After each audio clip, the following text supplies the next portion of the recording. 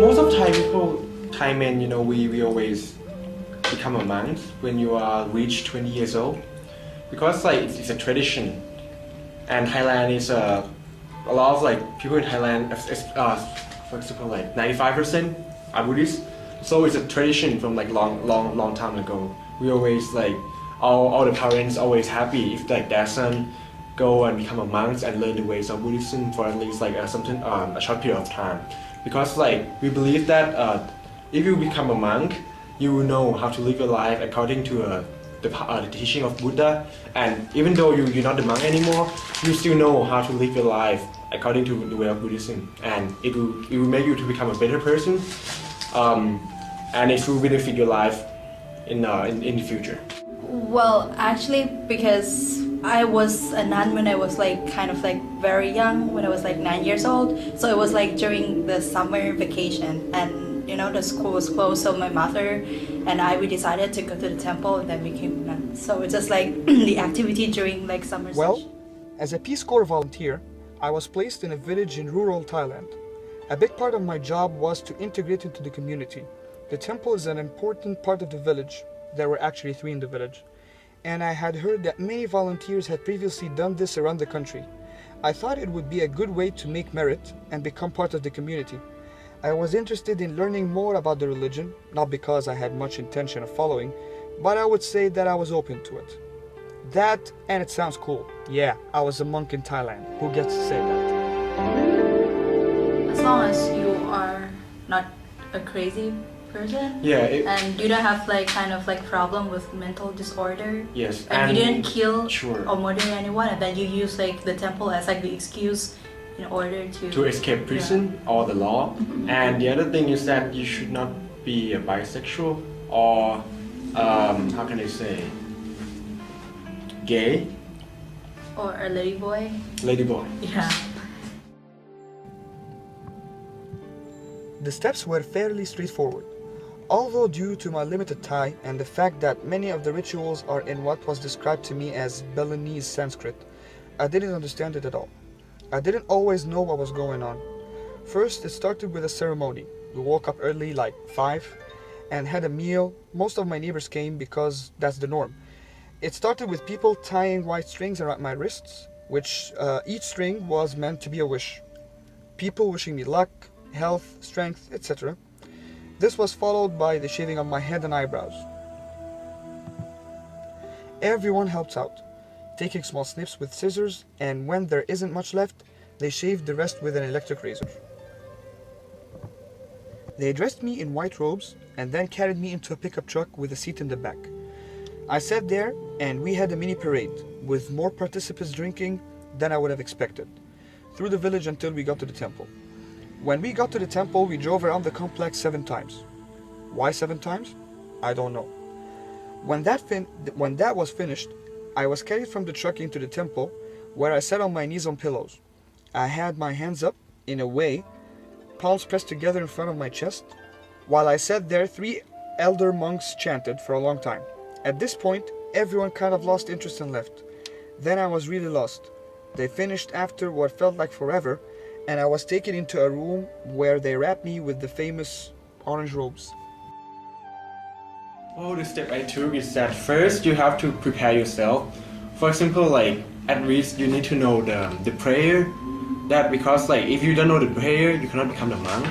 And then you have to know the rules of the monk. Like what can you do and what you can't do, and how to prepare yourself. For example, like because like the monkhood is not like an easy life.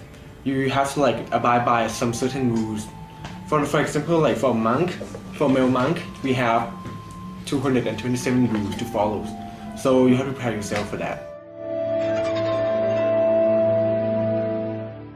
The duty towards myself is that after like I'm not a monk anymore because I have to study. But like when I got out, there are still some rules that like normal Buddhists supposed to do. For example, like we have like the simplest like 5 rules. The first rule is that you should not kill. The second rule is that you should not steal. The third rule is you should not speak bad words or lie. The fourth rule, you should not, how can I say, fornication. The last one is supposed to be do not drink and do not use drug.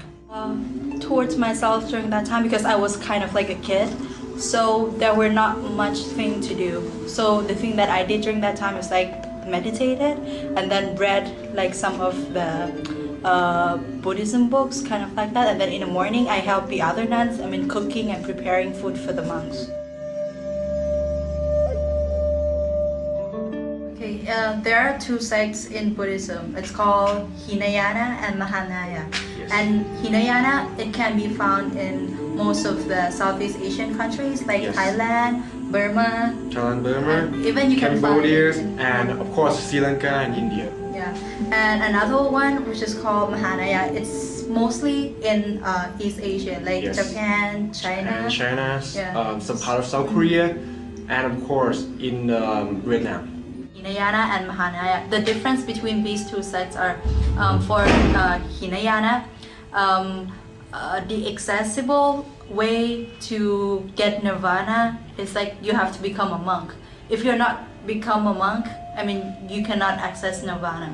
But for Mahayana, it's like it's allowed for everyone. It's accessible for everyone. So if you're not a monk, you can still reach the nirvana stage. So that's the big difference. But it will be harder because like if you are a monk, you live in a certain rules that like for example you will not allow yourself to feel like greed, anger or lust, and you like you will not live in a comfort life.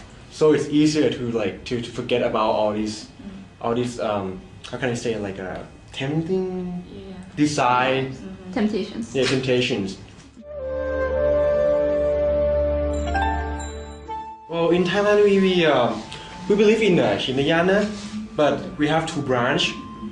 It's called Thamayut and Mahanikai. The Thamayut monk, we're supposed to be more stricter, and we're supposed to live our life in like isolation, and we always do how can I say?